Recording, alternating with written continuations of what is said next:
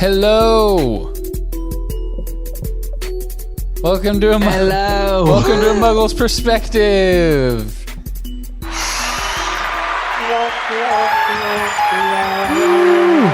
There's a lot of emotional heft going on this episode. Okay, you gotta be in touch with your spooky side and your rim shot side. Is that what it's called? I thought there was another name. It's called a steam. Chad said it's called a steam. There we go. But yep. Jeremy wrote rim shot on the board. So, this is the Harry Potter podcast that is ostensibly about Harry Potter and also about fantasy football.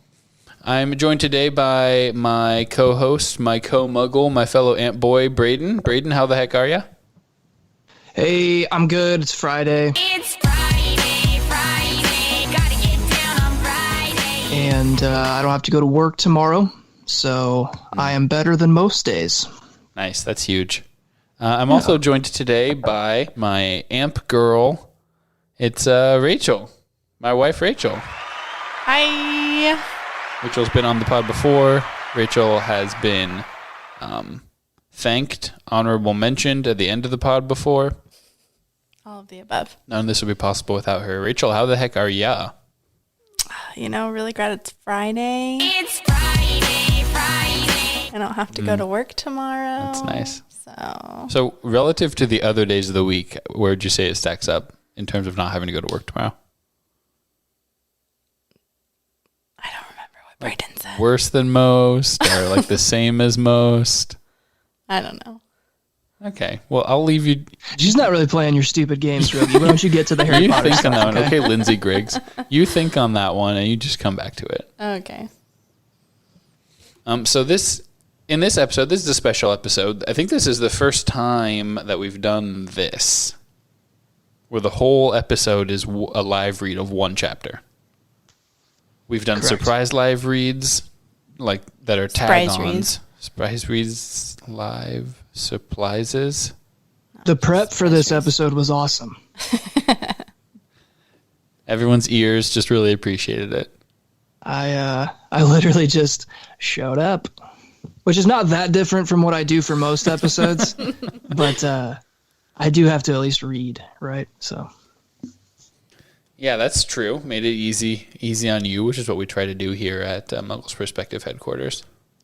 Yeah, I think this is the first time I just told Braden, hey, we are doing a live read, chapter 33, and that's it. We're focusing on this one chapter. Braden, why do you think we are doing that?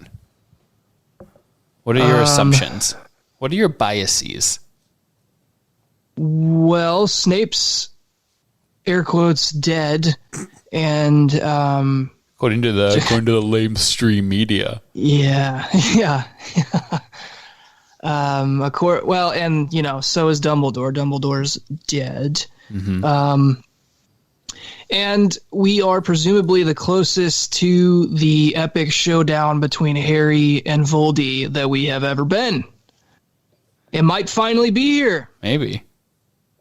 I'm still kind of peeved anyways, because as I mentioned last episode, I was more interested in figuring out who the heck Snape actually is. Braden's peeved. Yeah, it's my peeve this week. Let's not use that. That's weird. That's a title of the episode, Jeremy. Yeah. My peeve. You might just cut that all together, Jeremy. As I mentioned, just kind of still a little frustrated. I really hope this is not how we leave things with Snape. And I don't want that to overshadow how exciting this could be with us finally getting down to the nitty-gritty, so to speak, of fighting Voldemort and finally settling it. Who's going to live? Who's going to die? Sure. But yeah, I would have loved some sort of... I'm just going to be pretty disappointed if it's yup, and then, with 4 or 5 chapters to go, we just kill Snape. And you'll never really figure out why. So to that end, in terms of Snape dying, I think Rachel had a couple of questions, just to be kind of the voice of the listener, the voice of the fan, that she wanted to get out there. I know that you just... read the chapter this last week, but, maybe you've thought about it some. Your thoughts have changed. You've got a more nuanced opinion. So, Rachel, what do you got for us? Yeah, so the first question was, do you think Snape is really dead? And so I feel like you touched on that a little bit with like the whole air quotes thing. But I don't. You don't think he's dead? Where is he? I don't think he's really dead. I think, I've got a couple ideas. The first one that seems... They're all going to be really good and plausible. Yeah. On par with most of my predictions. I think that... to me, it seems like it could be a really easy ploy by Voldemort and Snape. Like, hey, how do we really get him off focus? Let's pretend like I kill you. Like, they probably already know he's in the room, right? Voldemort can like feel his presence. Harry, I mean, he's like hiding, right? And so he's like, they set up this elaborate plan to make it look like he killed Snape. I don't know how they do that, magic. So this is a Moriarty and Sherlock giggling on top of the roof and pushing a dummy all of life body. is Sherlock and more. It applies to everything. I think I'll forever live in that show. But, which actually, on that note, Rachel, I'm going to answer your question. But while we're talking about shows, we do this a lot. So, I don't know if you've ever listened to the pod before. I don't know if you've kind of caught on to what our vibe is. You should subscribe. I've started watching The Blacklist. Either of you guys, have you watched that? Is that the James Spader? James Spader? Okay. We've not, no. Worth your time. Worth your time. Really?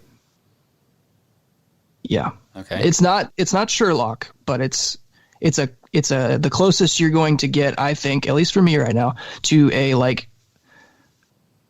to filling that void that Sherlock That's left. how you get your fix. Yeah. So, anyways, I think it could be a ploy to fake Snape's death. And then whatever this Snape juice is that we extracted from Snape is actually some kind of magic concoction that weakens Harry or gets him super drunk to the point where he can't fight. Sure. And Voldemort's able to kind of take advantage of him at that point, which means Ron and Hermione will have to step in and actually be the ones to defeat Voldemort. So that's an idea. Poignant. I told you I had a couple ideas, and I probably do. I'm not remembering the second one. Well, you answered my second question, which was, what's he going to do with the liquid that he got off of Snape? So yeah, that's weird. We're calling it Snape juice. I'd prefer if you'd ask the question and call it Snape juice. I apologize, not liquid. Jeremy, Snape we'll have to juice. cut that. Let's just run it back from the top. Actually, we'll just kind of restart, repilot. What does he do? Why? Can we run back through? How do we get a hold of that? How does it happen again? How do we end up with Snape juice? Let's just flip. Oh, it's just like one page away. Is it his blood? It's on 657. Something more than blood was leaking from Snape. So is blood leaking from Snape? Yes. But something more than blood as well. Silvery blue, neither gas nor liquid. It gushed, a word that I love, from his mouth and his ears and his eyes. And Harry knew what it was, but did not know what to do. So it's not gas or it's not liquid. Is it gelatinous? What are we talking about here? It's gelatinous, I think. I like that word. It's Snape jelly. Yeah. Spreadable. Can make a PB and Snape Sammy.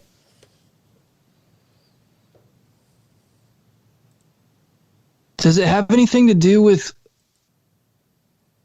Because one of the things I've been thinking about since last episode is we just watched Voldemort commit another murder.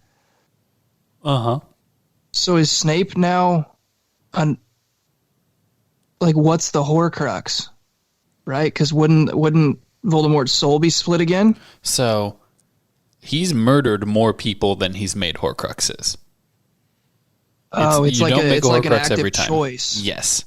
Yeah, so he would have had to kill Snape and then say, Horcruxium, Horcruxio and point at a chair and turn that chair into a Horcrux. I forgot about that So incantation. Our prevailing theory right now is that he's not just continuing to make more because his soul has been split so many times that it's like blinking red. Spread like, thin. bro, you only have so many more soul splits, Yeah. like maybe less than one before it just doesn't work anymore.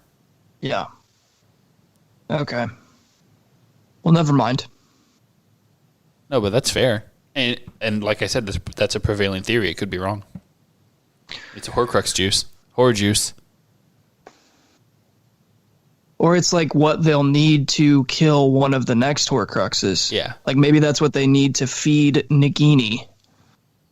Snape juice. Yeah. Snake juice. Snape juice. Snake Hole Lounge. It's fitting because he regained strength when he was like barely alive by milking Nagini, and then you unmilk Nagini by putting the snake juice into her. Yeah. You have to demilk the snake. Yeah.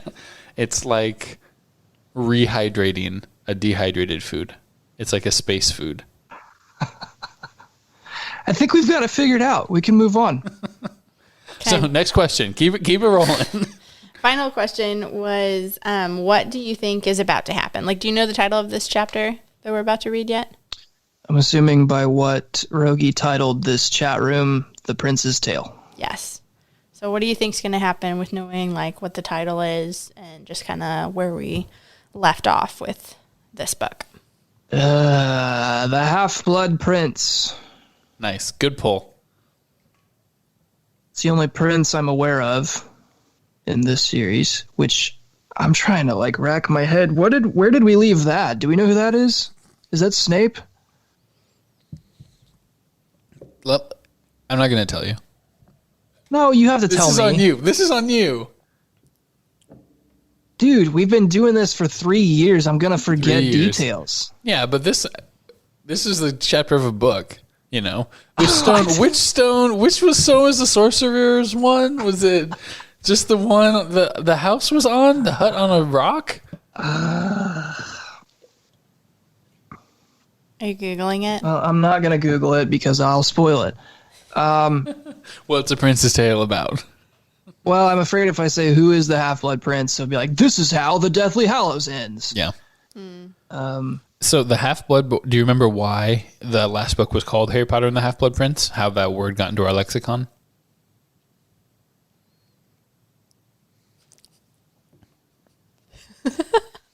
Man, It I was think I in- have dementia. It was in a book that Harry read. Yeah. Yeah. And it had stuff in it. It was a story, see? It wasn't written by the Half-Blood Prince. It was No. annotated by the Half-Blood Prince. Yeah, because Harry had that textbook that was helping him do all the spells and everything, like way better than all his classmates. So he got really And good Hermione at what was class? like, Harry, you shouldn't use that. It's dangerous. And he was like, no, I'm going to keep doing it. And it was the Half-Blood Prince who was Snape. Because the book was to make him better at the class Magic. that Snape used to teach. Specifically, what did Snape? Defense against the dark arts. Okay, he did teach that in the 6th book, but for the first 5 books, he taught. Gym class. Yeah, he taught gym class. Perfect. It made Harry better at gym class.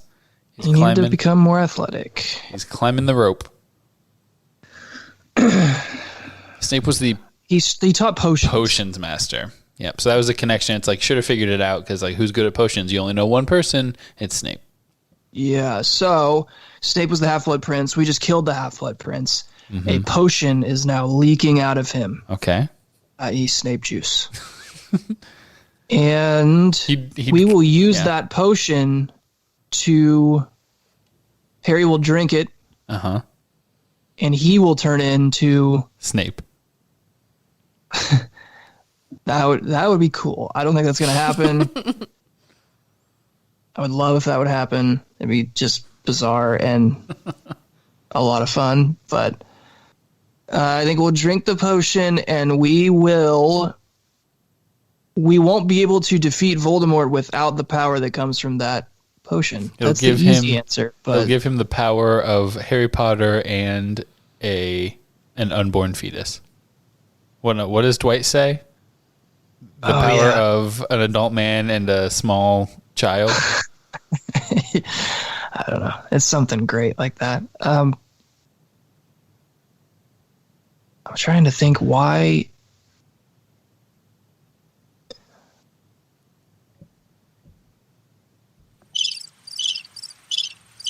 Hang on, I have to go to my mind palace.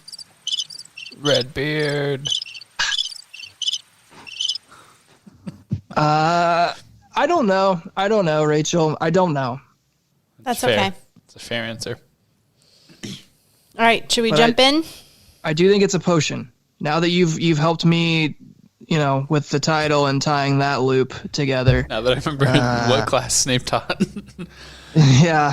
Besides Now that Jim. you've helped me remember anything from what I've read. You've got to delete something. You can't just memorize everything. There's not everything There's in only the mind so much palace. capacity here, Yeah. guys. Like, This is an Apple door. yeah. Until Neuralink becomes a thing, I Yeah. can only do so much. Yeah, it's fair. So yeah, we're gonna read chapter 33, The Prince's Tale, and you are gonna read part of it with us, and we'll just get to that when we get to it. How's that sound? Am I gonna have to do a voice? I mean, whatever you're reading, I would hope that you would do a voice. Well, can you give me a heads up? If I'm gonna be Hermione, I need to go get a glass of water. I'll do all the girl parts. Rachel will do the parts. All right. I also will need a glass of water if I'm Hagrid. Oh, I miss you being Hagrid. I don't. Everyone does. A lot of people probably just don't listen anymore once they realize you stop doing Hagrid voice every I kind episode. of miss. Yeah, you're probably right. I kind of miss Hagrid in general because now the only times we get to see or talk to him is him like flying through a wall. Yep. In normal Hagrid fashion. Yeah. So. Yeah. All right. So we're going to read chapter 33, The Prince's Tale. We are going to take at least one, if not two, kind of reaction breaks. Like, okay, what just happened? Give me your thoughts. So, your favorite question. So what did you think about that? Yep. No, gonna that'll be be good great. because I'll need to go check on Sir Cooper. And the pizza. Pizza's done. Pizza's in my belly. Yep. And so then okay. Oh, all right. I understand. Chapter 33, The Prince's Tale. We're on page 659 for those of you following along at home. Shout out to Mitch for letting me borrow his copy of this book. Harry remained kneeling at Snape's side, simply staring down at him, until quite suddenly a high, cold voice spoke so close to them that Harry jumped to his feet, the flask gripped tightly in his hands, thinking that Voldemort had re-entered the room. Voldemort's voice reverberated from the walls and floor, and Harry realized that he was talking to Hogwarts and to all the surrounding area. That the residents of Hogsmeade and all those still fighting in the castle would hear him as clearly as if he had stood beside them, his breath on the back of their necks, a death blow away. Do you want to take this one, Braden? You have fought Said the high, cold voice. valiantly. It's a weird place to break up his sentence. Lord Voldemort knows how to value bravery. Yet you have sustained heavy losses. If you continue to resist me, you will all die, one by one. I do not wish this to happen. Every drop of magical blood spilled is a loss and a waste. Good Lord, how long is this quote? You are giving Jim Dale a run for his money right now. Man, I'm gonna be dead before Jim Dale. getting Lord there. Voldemort is he's also German. You're killing this, though. Merciful! I command my forces to retreat immediately. You have 1 hour. Dispose of your dead with dignity. Treat your injured. Oh my god. Is this That's it, the that's whole it. chapter? Is Voldemort talking the whole chapter? This is why I want to do a live read. I speak now, Harry Potter, directly to you. You have permitted your friends to die, for you rather than face me yourself. English. I shall wait for 1 hour in the Forbidden Forest. If, at the end of that hour, you have not come to me, have not given yourself up, then battle recommences. This time, I shall enter the fray myself, Harry Potter, and I shall find you. I shall punish every last man, woman, and child who has tried to conceal you from me. 1 hour!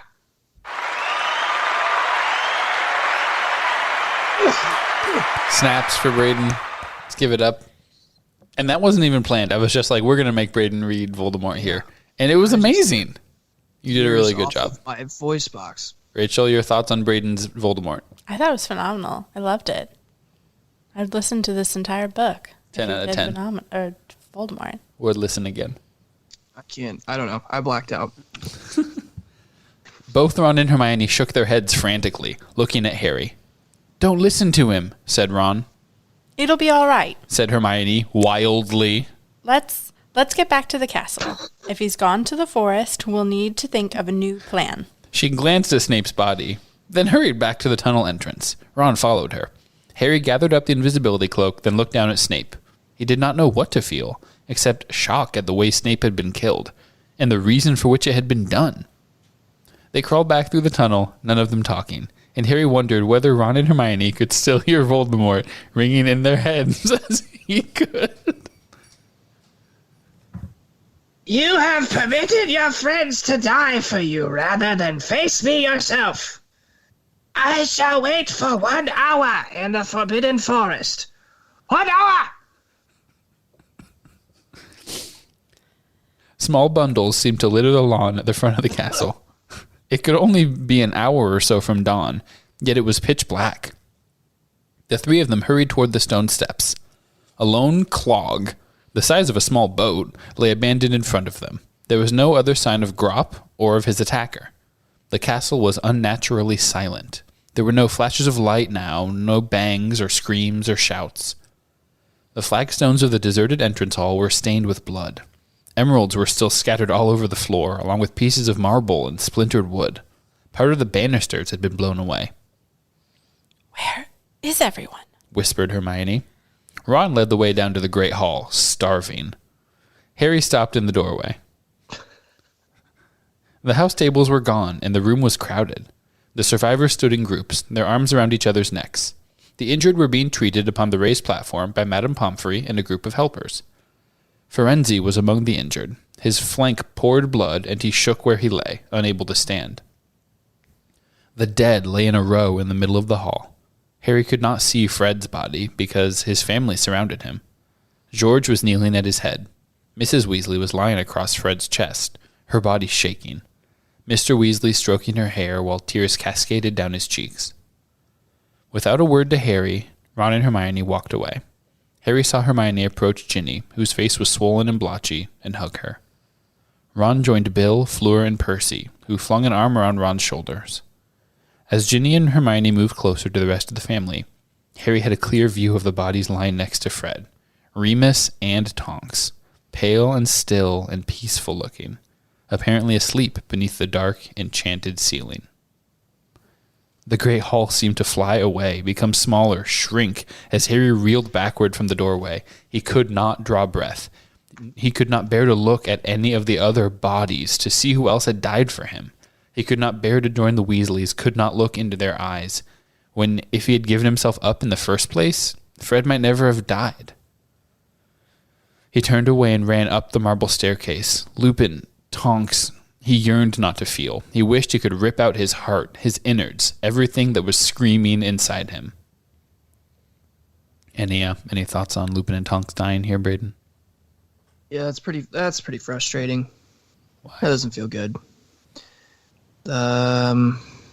We talked about this last week, actually. Yeah, we did. We talked about it last week because I was hoping they would just sit this one out, maybe offer some emotional support, some advice, some wisdom from the sidelines, because they have a newborn. Mm-hmm.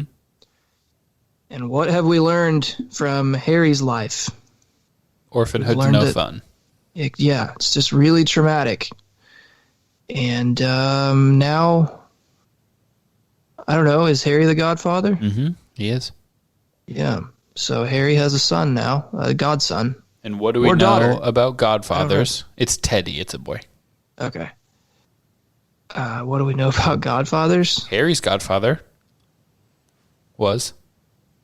He was Gary Oldman. Who promptly Died. died. Well, he was in prison for That's 13 years or something like that. Yeah. Promptly after Harry met him. Sure. So that's Yeah. true. Harry will go to prison for 13 years. Naturally. So yeah, I don't know. It's frustrating. I understand they didn't feel like they could just sit and watch as Hogwarts burns and people try to fight for the good of wizarding humanity. But I don't know. I feel for that kid now. That's terrible. It is terrible. We'll continue. The castle was completely empty. Even the ghosts seemed to have joined the mass mourning in the great hall. Harry ran without stopping, clutching the crystal flask of Snape's last thoughts. And he did not slow down until he reached the stone gargoyle guarding the headmaster's office. Password? Dumbledore, said Harry without thinking, because it was he whom he yearned to see. And to his surprise, the gargoyle slid aside, revealing the staircase behind. He was like, "Oh, that's a fine password. We'll take it." But when Harry burst into the circular office, he found a change. The portraits that hung all around the walls were empty. Not a single headmaster or headmistress remained to see him. All, it seemed, had flitted away, charging through the paintings that lined the castle so that they could have a clear view of what was going on. Harry glanced hopelessly at Dumbledore's deserted frame, which hung directly behind the headmaster's chair, then turned his back on it. The stone pensieve lay in the cabinet where it had always been. Harry heaved it onto the desk and poured Snape's memories into the wide basin with its runic markings around the edge. So they're memories. Oh. Yeah. Okay. That makes more sense. He could still drink them, I guess. To escape in... No, go ahead. I feel like that would really ensure a serious stomach ache. Yeah, you don't want Snape's Lot thoughts of- inside of you. Yeah, a lot of nausea going on there. Greasy. That seems like that should have been more obvious that those were his thoughts, not some sort of blood potion. So enjoy that, listeners.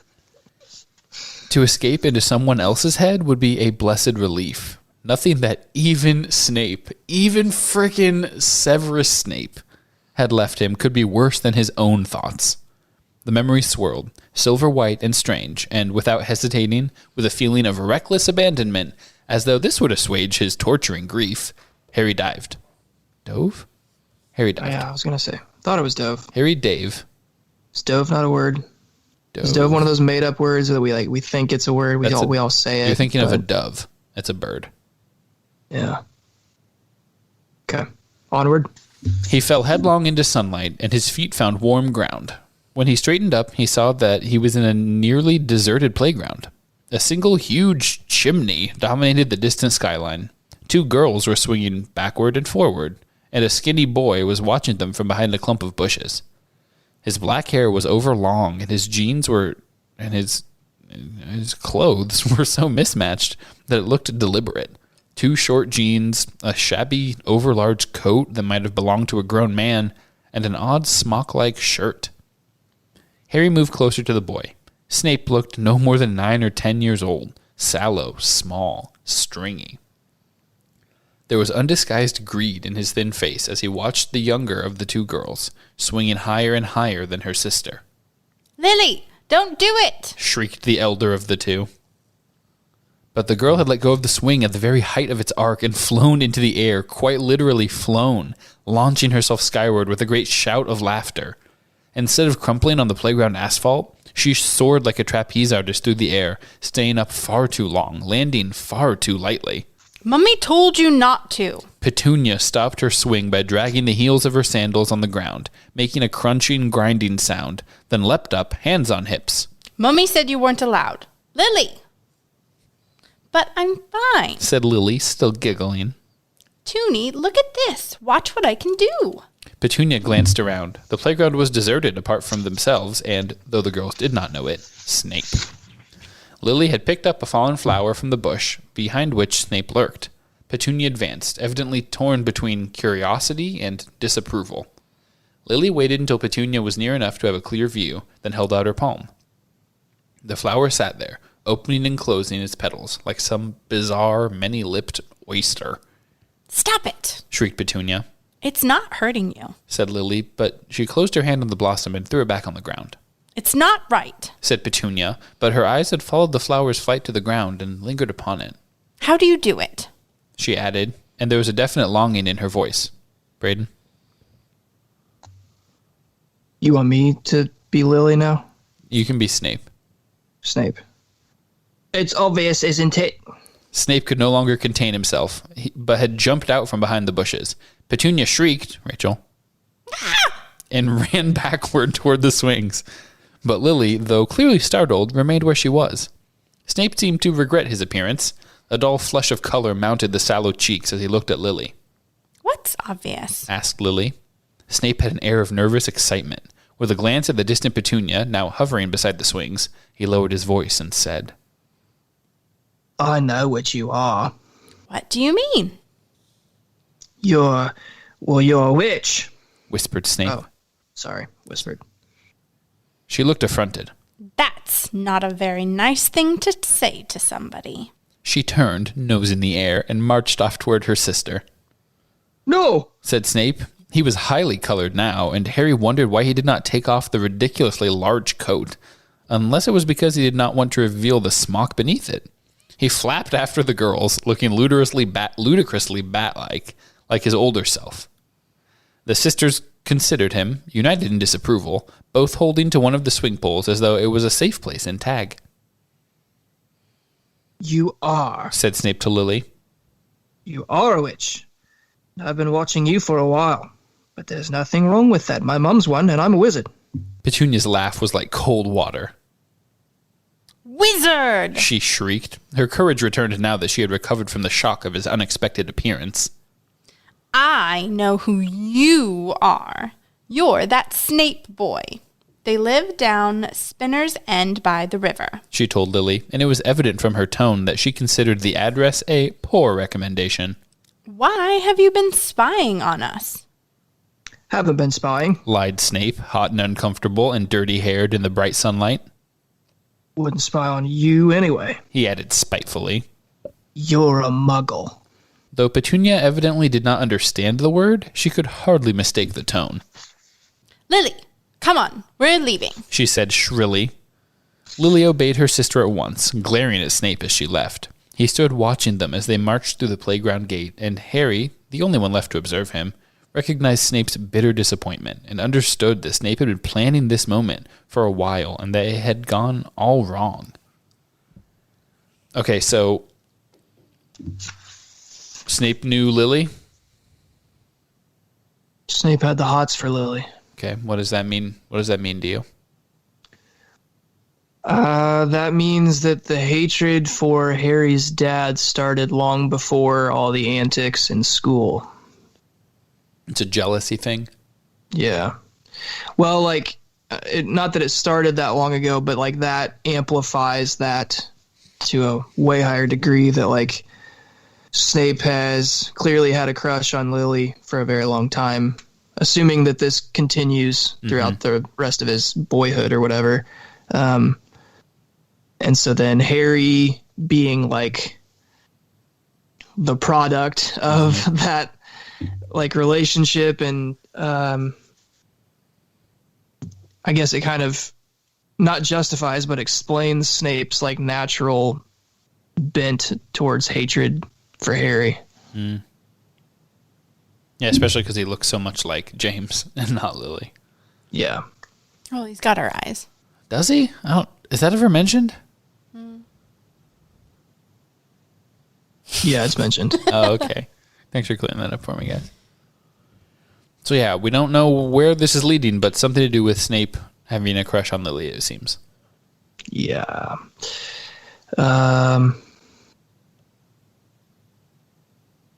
You're asking me like there's more to that I'm missing. No, I mean, not necessarily. That's what you've taken away from this so far. I'm not reading any farther into it at the moment than that, but And is this like totally out of left field from where you thought this chapter was going to go? yeah, the whole starting off with Voldemort, like the whole ultimatum thing. Yeah. Like, I've destroyed the castle and now I'm going to go hide in the woods. Let me know when you're ready. It's not really what I was anticipating. It seemed like we were going to have a battle. When he heard Voldemort's voice after like staring at Snape in the first 3 sentences or whatever, I was like, okay, here he is. We're gonna do the battle over Snape's dead body. But Poignant. we're not. So So we're at the bottom of page 665, resuming that the scene dissolved, and before Harry knew it, reformed around him. He was now in a small thicket of trees. He could see a sunlit river glittering through their trunks. The shadows cast by the trees made a basin of cool green shade. 2 children sat facing each other, cross-legged on the ground. Snape had removed his coat now. His odd smock looked less peculiar in the half-light. me, this is Snape. It's Snape. And the Ministry can punish you if you do magic outside school. You get letters. But I have done magic outside school. We're all right. We haven't gotten wands yet. They let you off when you're a kid and you can't help it. But once you're 11 He nodded importantly. and they start training you, then you've got to go careful. There was little silence. Lily had picked up a fallen twig and twirled it in the air, and Harry knew that she was imagining sparks trailing from it. Then she dropped the twig, leaned in toward the boy, and said, It is real, isn't it? It's not a joke? Petunia says you're lying to me. Petunia says there isn't a Hogwarts. It is real, isn't it? It's real for us, said Snape. not for her. But we'll get the letter, you and me. Really? Whispered Lily. Definitely. Said Snape, and even with his poorly cut hair and his odd clothes, he struck an oddly impressive figure, sprawled in front of her, brimful of confidence in his destiny. And will it really come by owl? Lily whispered. Normally, Said Snape. but you're Muggle-born, so someone from the school will have to come and explain to your parents. Does it make a difference being Muggle-born? Snape hesitated. His black eyes, eager in the greenish gloom, moved over the pale face, the dark red hair. No, He said. it doesn't make any difference. Good. Said Lily, relaxing. It was clear that she had been worrying. You've got loads of magic. Said Snape. I saw that all the time I was watching you. His voice trailed away. She was not listening, but had stretched out over the leafy ground and was looking up at the canopy of leaves. He watched her as greedily as he had watched her in the playground. How So- are things at your house? Just quick change of the subject, Lily asked. A little crease appeared between his eyes. Fine. He said. They're not arguing anymore? Oh yes, they're arguing. Said Snape. He picked up a fistful of leaves and began tearing them apart, apparently unaware of what he was doing. But it won't be that long and I'll be gone. Doesn't your dad like magic? He doesn't like anything much. Said Snape. Severus? A little smile twisted Snape's mouth when she said his name. Yeah. Tell me about the Dementors again. Well, what do you want to know about them for? If I used magic outside school, They wouldn't give you to the Dementors for that. Dementors are for people who do really bad stuff. They guard the wizard prison, Azkaban. You're not going to end up in Azkaban. You're too... He turned red again and shredded more leaves. Then a small rustling noise behind Harry made him turn. Petunia, hiding behind a tree, had lost her footing. tuning! Said Lily, surprised and welcome in her voice, but Snape had jumped to his feet. Hey, who's spying now? He shouted, What do you want? Oi! Oi! Petunia was breathless, alarmed at being caught. Harry could see her struggling for something hurtful to say. What is that you're wearing anyway? Nice, she said, pointing at Snape's chest. Your mum's blouse? Ooh, there was a loud crack. A branch over Petunia's head had fallen. Lily screamed. The branch caught Petunia on the shoulder, and she staggered away and burst into tears. Toonie! But Petunia was running away. Lily rounded on Snape. Did you make that happen? No. He looked both defiant and scared. You did. She was backing away from him. You did. You hurt her. No, I didn't. But the lie did not convince Lily. After one last burning look, she ran from the little thicket, off after her sister, and Snape looked miserable and confused. And the scene reformed. Harry looked around. He was on platform 9 3/4, and Snape stood beside him, slightly hunched, next to a thin, sallow-faced, sour-looking woman who greatly resembled him. Snape was staring at a family of 4 a short distance away. The 2 girls stood a little apart from their parents. Lily seemed to be pleading with her sister. Harry moved closer to listen. I'm sorry, Toonie. I'm sorry. Listen. She caught her sister's hand and held tight to it, even though Petunia tried to pull it away. Maybe once I'm there. No, listen, Toonie. Maybe once I'm there, I'll be able to go to Professor Dumbledore and persuade him to change his mind. I don't want to go, said Petunia, and she dragged her hand back out of her sister's grasp. You think I want to go to some stupid castle and learn to be Her pale eyes roved over the platform, over the cats mewling in their owner's arms, over the owls fluttering and hootering at each other in cages, over the students, some already in their long black robes, loading trunks onto the scarlet steam engine, or else greeting one another with glad cries after a summer apart. You think I want to be a freak? Lily's eyes filled with tears as Petunia succeeded in tugging her hand away. I'm not a freak, said Lily. That's a horrible thing to say. That's where you're going, said Petunia with relish. A special school for freaks. You and that Snape boy, weirdos. That's what you two are. It's good you're being separated from normal people. It's for our safety. Lily glanced toward her parents, who were looking down at the platform with an air of wholehearted enjoyment, drinking in the scene. Then she looked back at her sister, and her voice was low and fierce. You didn't think it was such a freak school when you wrote to the headmaster and begged him to take you. Petunia turned scarlet. Beg? I didn't beg. I saw his reply. It was very kind. You shouldn't have read, whispered Petunia. That was my private. How could you? Lily gave herself away by half glancing toward where Snape stood nearby. Petunia gasped. That boy found it. You and that boy have been sneaking in my room. No, not my line. No, not sneaking. Now, Lily was on the defensive. Severus saw the envelope, and he couldn't believe a muggle would have contacted Hogwarts. That's all. He says it must have been wizards working undercover in the postal service who take care of... Apparently wizards poke their noses in everywhere, said Petunia, now as pale as she had been flushed. Freak! She spat at her sister, and she flounced aggressively off to where her parents stood. So where are we at, Braden? Any revelations? Insights? I don't know if there's any new revelations other than... I don't know, it's just continuing to add to the story of who Snape is, right? Mm-hmm. Like, he clearly comes from a poor home, with like a broken home with parents who either are separated or at least fighting and on their way there, and kind of seems like he's comes from a more like a poverty type situation maybe. Mm-hmm.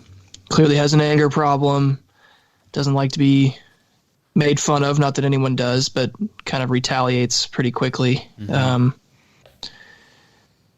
But seems like Lily, Harry's mom, brings out the best in him. And like I was thinking from the first memory, like they are kind of growing up together. So we're setting the stage for some like real devastation and hurt for some Snape. Heartbreak. Yeah.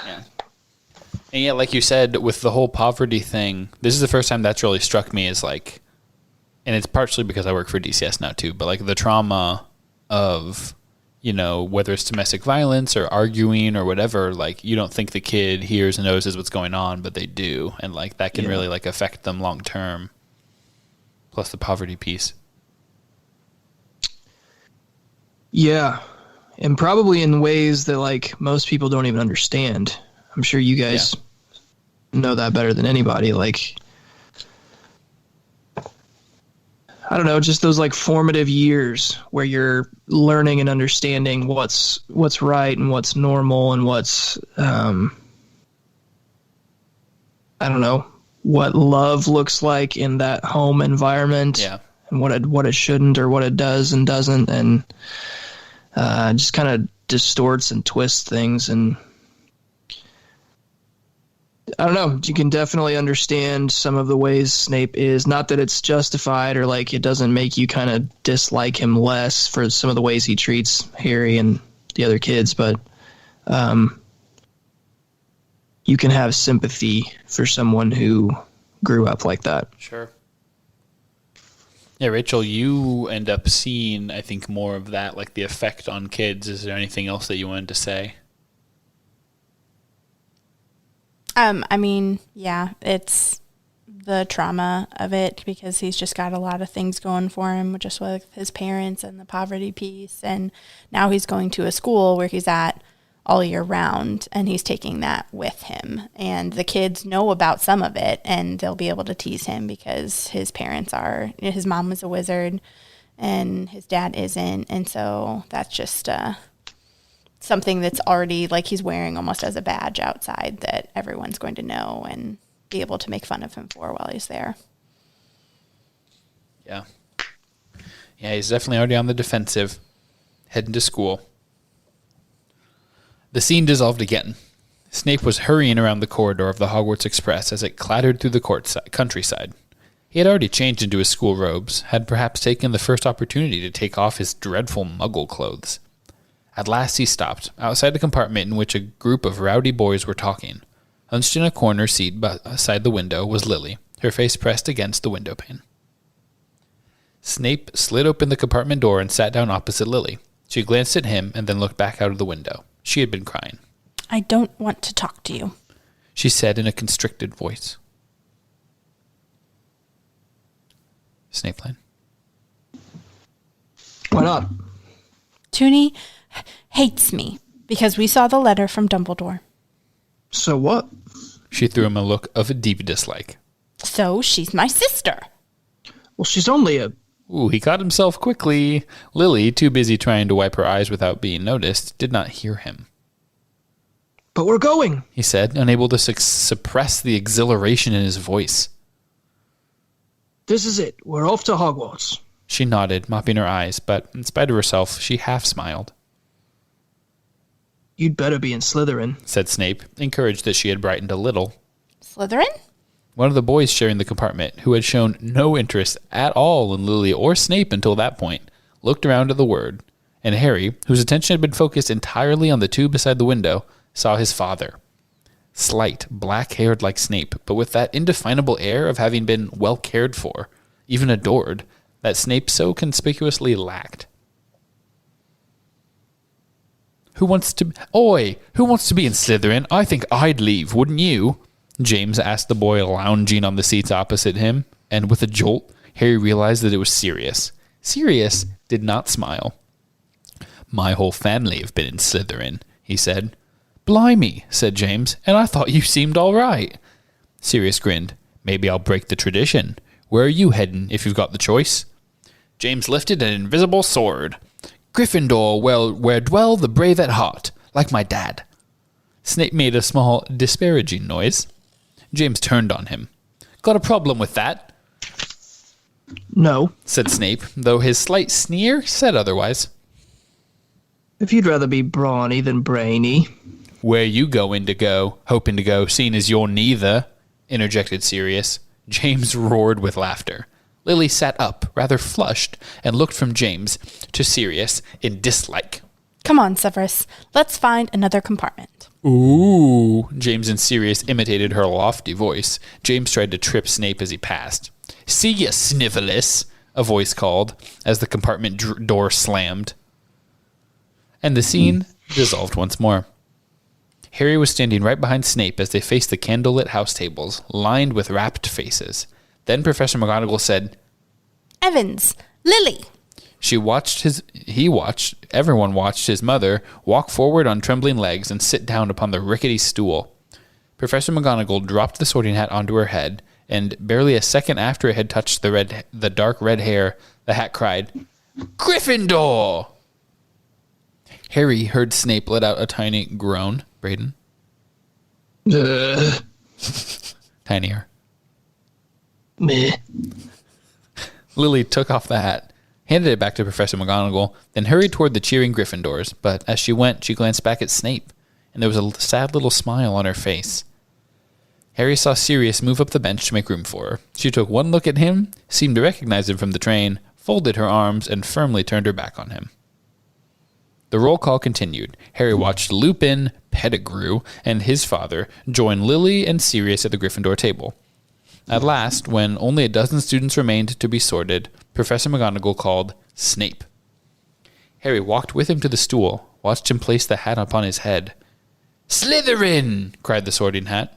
And Severus Snape moved off to the other side of the hall, away from Lily, to where the Slytherins were cheering him, to where Lucius Malfoy, a prefect badge gleaming upon his chest, patted Snape on the back as he sat down beside him. And the scene changed. Not a lot of reflection to do there, I don't think. It's like we knew where they got sorted. Yeah. Lily and Snape were walking across the castle courtyard, evidently arguing. Harry hurried to catch up with them, to listen in. As he reached them, he realized how much taller they both were. A few years seemed to have passed since their sorting. I thought we were supposed to be friends. Snape was saying. Best friends. We are, Sev, but I don't like some of the people you're hanging around with. I'm sorry, but I detest Avery and Mulciber. What do you see in him, Sev? He's creepy. Do you know that he's tried to Mary McDonald the other day? Lily had reached a pillar and leaned against it, looking up into the thin, sallow face. That was nothing, said Snape. It was a laugh, that's all. It was dark magic, and if you think it's funny... What about the stuff Potter and his mates get up to? Demanded Snape. His color rose again as he said it, unable, it seemed, to hold in his resentment. What's Potter got to do with anything? Said Lily. They sneak out at night. There's something weird about that Lupin. Where does he keep going? He's ill, said Lily. He says he's ill. Every month at the full moon? Said Snape. I know your theory, said Lily, and she sounded cold. Why are you so obsessed with them anyway? Why do you care what they're doing at night? I'm just trying to show you that they're not as wonderful as everyone seems to think they are. The intensity of his gaze made her blush. They don't use dark magic, though. She dropped her voice. And you're being really ungrateful. I heard what happened the other night. You went sneaking down that tunnel by the Whomping Willow, and James Potter saved you from whatever's down there. Snape's whole face contorted, and he spluttered. Saved? Saved? Saved? You think he was playing the hero? He was shaving his neck and his friends too. Saving his neck. Not shaving. We're not shaving yet. We're not that old. He was saving his neck and his friends too. You are not going. I won't let you. Let me? Lily's bright green eyes were slits. Snape backtracked at once. I didn't mean, I just don't want you to see you made a fool of. He fancies you, James Potter. He fancies you. The words seemed wrenched from him against his will. And he's not, everyone thinks, a big Quidditch hero. Snape's bitterness and dislike were rendering him incoherent, and Lily's eyebrows were traveling farther and farther up her forehead. I know James Potter's an arrogant toe rag, she said, cutting across Snape. I don't need you to tell me that. But Mulciber's and Avery's idea of humor is just evil. Evil, Sev.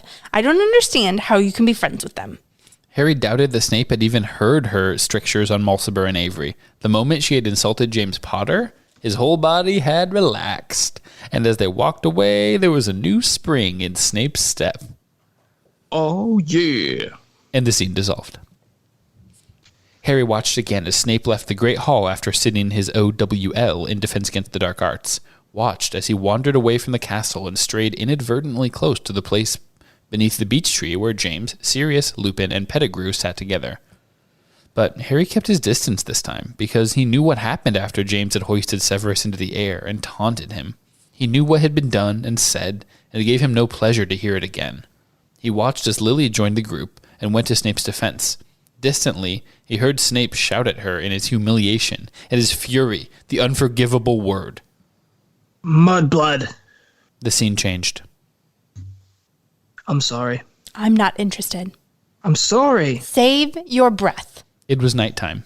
Lily, who was wearing a dressing gown, stood with her arms folded in front of the portrait of the fat lady at the entrance to Gryffindor Tower. I only came out because Mary told me you were threatening to sleep here. I would have done. It's a weird way to say that. I never meant to call you Mudblood. It just... Slipped out? There was no pity in Lily's voice. It's too late. I've made excuses for you for years. None of my friends can understand why I even talk to you. You and your precious little Death Eater friends. You see, you don't even deny it. You don't even deny that that's what you're aiming to be. You can't wait to join you-know-who, can you? He opened his mouth, but closed it without speaking. You can't pretend anymore. You've chosen your way, and I've chosen mine. No, listen, I didn't mean... To call me a mudblood? But you call everyone of my birth mudblood, Severus. Why should I be any different? He struggled on the verge of speech, but with a contemptuous look, she turned and climbed back through the portrait hole. Uh-oh, trouble in paradise. So is he actually racist, or is that just maybe what he heard from his parents, and he can't really decide where he's at? Because we've caught him a couple times almost saying it, right? Like it's almost slipped out. Well, he was about to call Petunia a muggle. It's like, oh, like, who cares if she can't get in? Who cares if she's mad? She's just a muggle. Yeah. Which would have been mean, but it's not like a racial epithet. Yeah. I guess that's different, yeah. I mean, at this point, he's 15. He's hanging... So should my Snape voice be, like, more low and drawn out and boring? When does he turn into that? That's you've got creative license with that one. Okay. So I think as a 15-year-old, I mean, yeah, like you're still just 15, like you're not an adult, but he's actively hanging around with these other guys, and they're all going to become Death Eaters, and they know what they're getting into with that, you know? Yeah. And she says, you don't even deny it, and he doesn't. I mean, he's like, yeah, it's true, basically. He doesn't say it, but he doesn't not say it. Yeah. So it's hard to make an excuse. Yeah. So he was already kind of an on-edge kid and then got in with the wrong crowd. Yeah, even though you might have thought, oh, well, he's got this one anchor, you know, his friendship with Lily, that might be enough to pull him out. Which is like, I feel like that's a true story that happens all the time, like in real life. Like that's what scares me most about the idea of being a father, is like, to a certain degree, you can only do so much, and then it's like, who are your kids' friends? Yeah. Is that your announcement? No, that's not my announcement. I was like, oh my gosh. No. Sorry. Yikes. False alarm. I was about to throw you guys a baby shower. No, when I think about being a dad, like when I imagine that, it's like you really are so influenced by who you grow up with and around, or who you choose to be around, I guess. So, but then also, like, it can be spun around the other way. Like, because of how you grew up, you decided to not do that and not repeat that story. Yeah. No, that's not. There's not an absence of influence from like the home. Obviously, the home sets the foundation, right? Like, I don't know. Here I am talking like I understand how childhood works and how. You were a child once. Yeah. I mean, I like to think my parents influenced the type of people I wanted to be around, right? And so, but that's what's so confusing about this situation is like Snape had that anchor, so why is he choosing to be around those types of kids, the Death Eater kids, you know? Yeah, I don't know entirely why he was like, oh, I hope I'm in Slytherin, like from the get-go. Yeah. Yeah, that's weird. Where was his mom? It must. I'm assuming it was Slytherin. I don't know why else he would have that. Yeah. Yeah, like mom and grandpa. Like, I mean, just like this is family that I can hold on to. And we know he's got issues with his dad and like fighting with his mom. So the Muggle, he's half Muggle, but that's the part of him that he's frustrated with is his dad's resentment about his mom having magic and that kind of stuff. And part of Slytherin, the whole thing is, I mean, why become a Death Eater?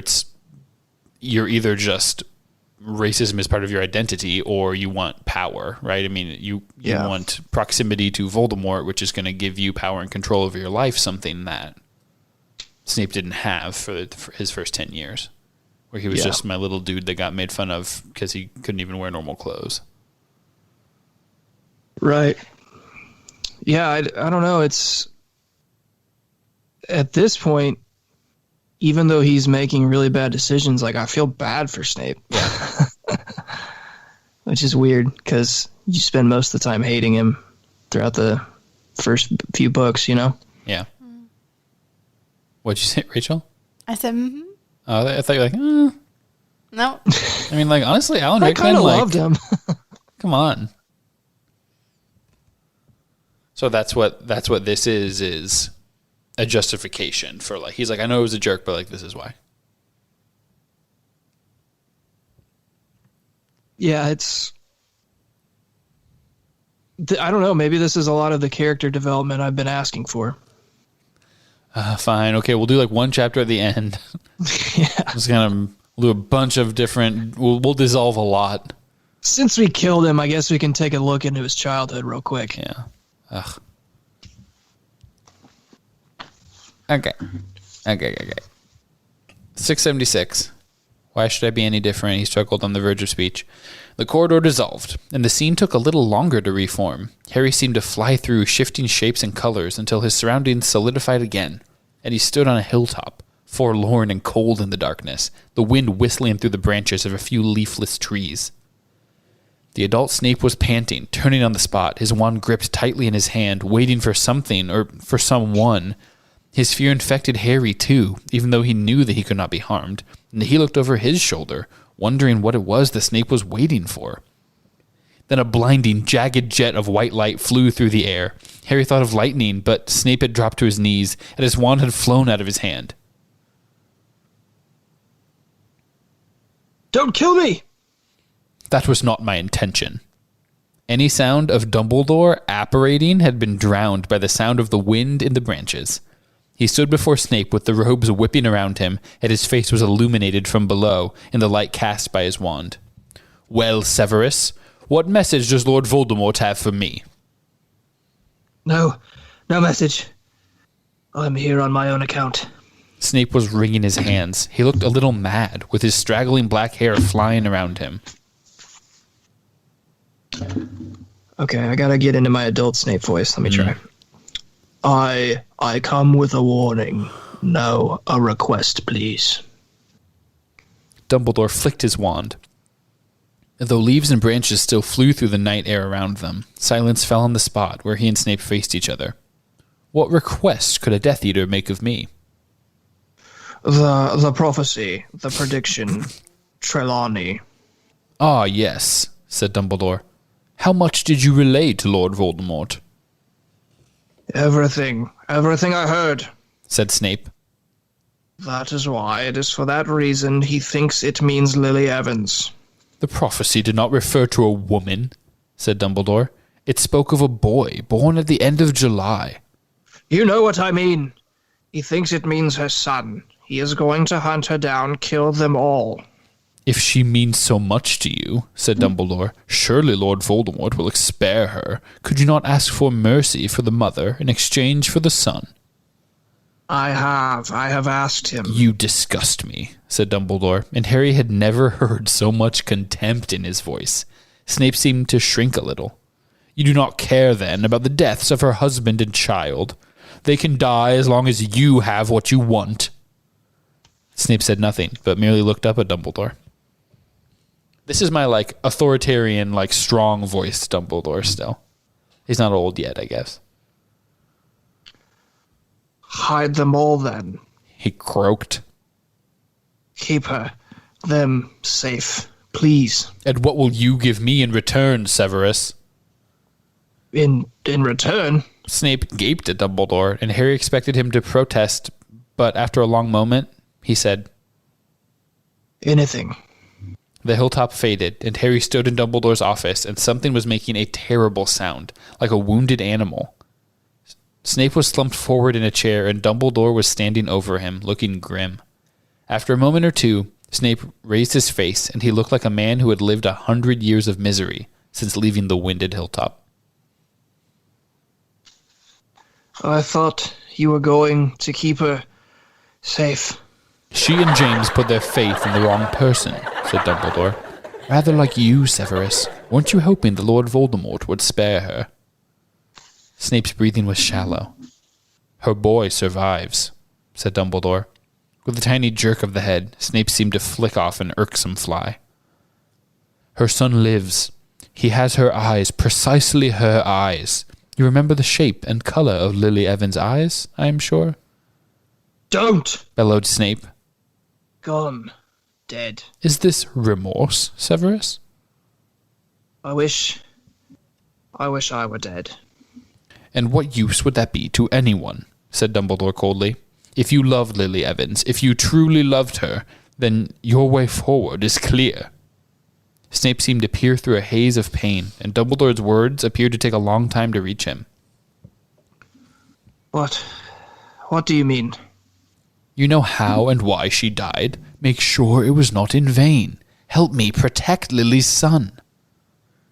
He does not need protection. The Dark Lord has gone. The Dark Lord will return, and Harry Potter will be in terrible danger when he does. There was a long pause, and slowly Snape regained control of himself, mastered his own breathing. At last he said, Sorry. Very well. But never tell Dumbledore. Never tell Dumbledore. Said that wrong. Don't tell him. This must be between us. Swear it. I cannot bear, especially Potter's son. I want your word. My word, Severus, that I shall never reveal the best of you. Dumbledore sighed, looking down into Snape's ferocious, anguished face. If you insist. The office dissolved, but reformed instantly. Snape was pacing up and down in front of Dumbledore. Mediocre, arrogant as his father, a determined rule breaker, delighted to find himself famous, attention-seeking and impertinent. I was hoping you were just going to keep going up. Attention-seeking, impertinent. Chicanerous and deplorable. You see what you expect to see, Severus, said Dumbledore, without raising his eyes from a copy of Transfiguration today. Other teachers report that the boy is modest, likable, and reasonably talented. Personally, I find him an engaging child. Dumbledore turned a page and said, without looking up, Keep an eye on Quirrell, will you? A whirl of color, and now everything darkened, and Snape and Dumbledore stood a little apart in the entrance hall, while the last stragglers from the Yule Ball passed them on their way to bed. Well, murmured Dumbledore. Karkaroff's mark is becoming darker too. He is panicking. He fears retribution. You know how much help he gave the Ministry after the Dark Lord fell. Snape looked sideways at Dumbledore's crooked-nosed profile. Karkaroff intends to flee if the mark burns. Does he? said Dumbledore softly, as Fleur Delacour and Roger Davies came giggling in from the grounds. And are you tempted to join him? No, said Snape, his black eyes on Fleur's and Roger's retreating figures. I am not such a coward. No, said Dumbledore. Agreed, Dumbledore. You are a braver man by far than Igor Karkaroff. You know, I sometimes think we sought too soon. He walked away, leaving Snape looking stricken. Like, that's the worst thing you could say to Snape, is that he could have been a Gryffindor. Okay, is this a pausing point? I need to understand what just happened. Yeah, for sure. Let's go through it. So, Dumbledore, yeah, like, apparates to see Snape and, like, makes Snape think he's there to kill him. I don't understand how we got there, why we're Yeah. there. So we don't have any details about that, but what seems like it happened is that this happens sometimes. Voldemort needs to send a message to like Team Dumbledore, and so he'll send somebody like Snape. So there must have been some kind of message relayed, like, hey, we need to meet up here so I can pass the message along. Okay, but at this point, is Snape a devout Death Eater? Yes. So, But he's still communicating with Dumbledore. yeah, in secret, behind Voldemort's back.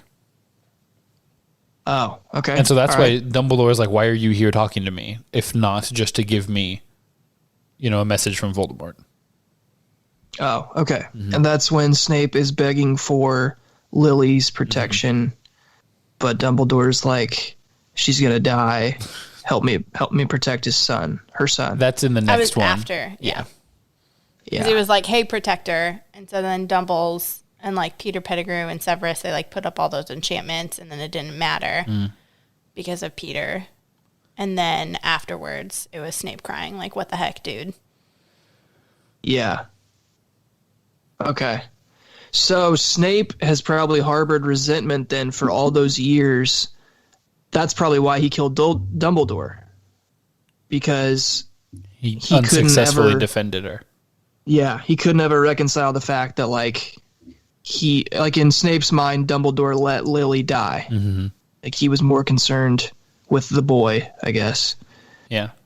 So he's like doing the double agent thing, but he's like, if it comes down to it, he gets the opportunity. He's like, okay, I'm just going to kill him. Yeah. What's your Interesting. headspace with Snape with this? Say that again. What's your headspace with Snape with all this? Very torn. Very torn. Because it's like Snape, like a small percentage of Snape is good and wants to be good and has capacity to love and really, really deeply cares for Lily. And I feel like we're almost meant to read it as like Snape could be good for Lily. Mm-hmm. Or like a small part of him wants to be good for Lily. And so then when Lily is killed, that's probably what really twists the knife as far as like, I hate Harry, I hate James. I hate Voldemort. Killed Lily. Yeah, that's what's the... Yeah. It's so complex. Because he swore allegiance to Voldemort, and I don't think he probably even knows why. Yeah, I mean, it's like we talked about power and It's all like that the two stuff. people that he put his trust in, Voldemort and Dumbledore, in a weird way, both let him down in different ways. Mm-hmm. And that probably brings up so much trauma from his childhood, because I would imagine it's the same feelings he had as a kid, his parents letting him down, right? Classic Harry Potter being all about father figures, Yeah. which like all It's real. literature is really. Yeah. I have Yeah, a it's question crazy. for Rogge, just because I noticed it. So, like, Harry's parents were married, right? Yeah. Yes. There's a picture of the wedding where Sirius is the best man. They only refer to her as Lily Evans. Snape only refers to her as Lily Evans. Yes. Oh, Because I thought Dumbledore did too. I mean, if he did, then it's just like, Snape setting the term of those engagements, and Dumbledore's like, okay, if that's what we're calling her, if that's what you need to think about in order to like be a good person, is you need to pretend like she never got married. Yeah, you remember the shape and color of Lily Evans' eyes, I'm sure. Yeah. Okay, that's all. Yes, but yeah, they were married, Okay. and I don't know of anything that would seem to say that she did not take the name Potter. So Okay.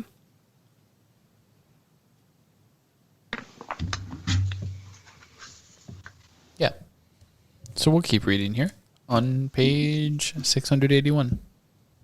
Nope, 680.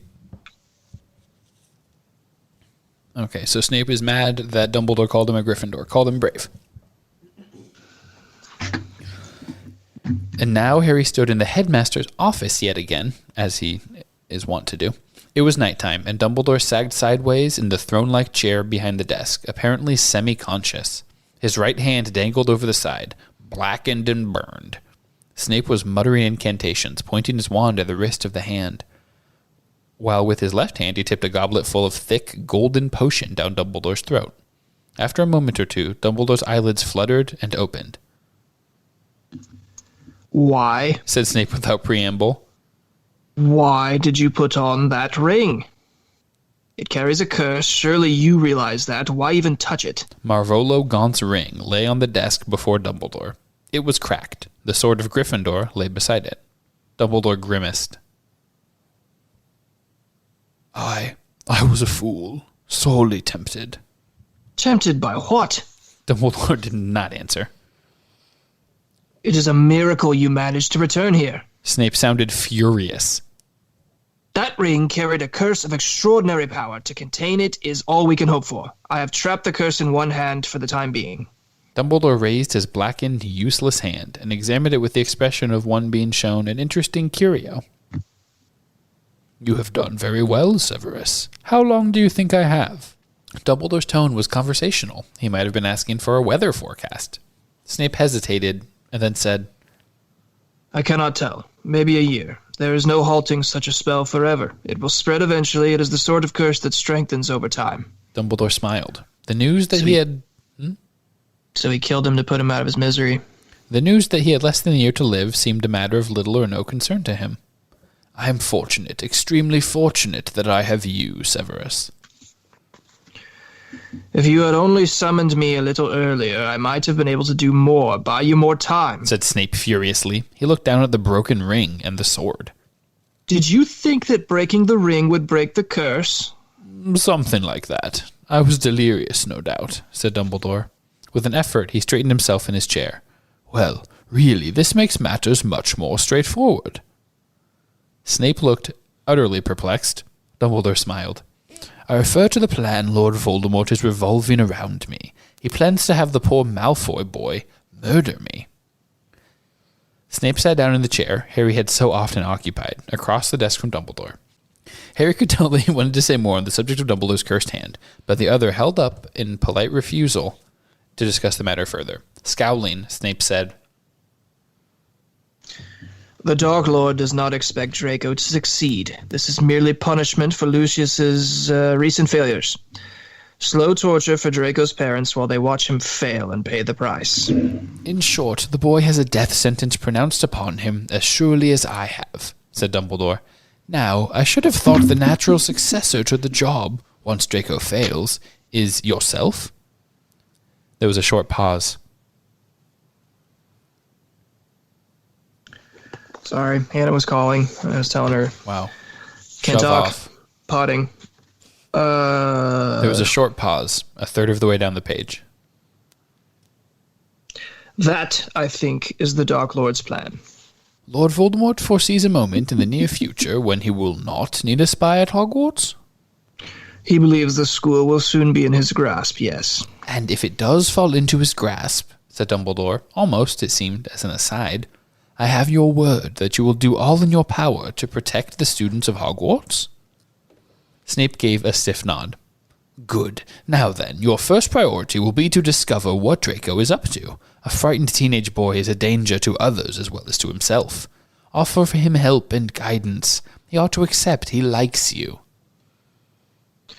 Much less, since his father has lost favor. Draco blames me. He thinks I have usurped Lucius's position. All the same, try. I am concerned less for myself than for accidental victims of whatever schemes might occur to the boy. Ultimately, of course, there's only one thing to be done if we are to save him from Lord Voldemort's wrath.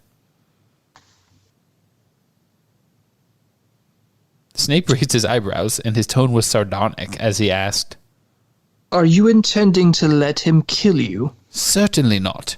You must kill me. There was a long silence, broken only by an odd clicking noise. Fawkes the Phoenix was gnawing a bit of Cuttlebone. Would you like me to do it now? asked Snape, his voice heavy with irony. Or would you like a few moments to compose an epitaph? Oh, not quite yet, said Dumbledore, smiling. I dare say the moment will present itself in due course. Given what has happened tonight, he indicated his withered hand, we can be sure that it will happen within a year. If you don't mind dying, said Snape roughly. Why not let Draco do it? The boy's soul is not yet so damaged, said Dumbledore. I would not have it ripped apart on my account. And my soul, Dumbledore? Mine? You alone know whether it will harm your soul to help an old man avoid pain and humiliation, said Dumbledore. I ask this one great favor of you, Severus, because death is coming for me, as surely as the Chudley Cannons will finish bottom of this year's league. As surely as the Pacers will never have a top 5 draft pick.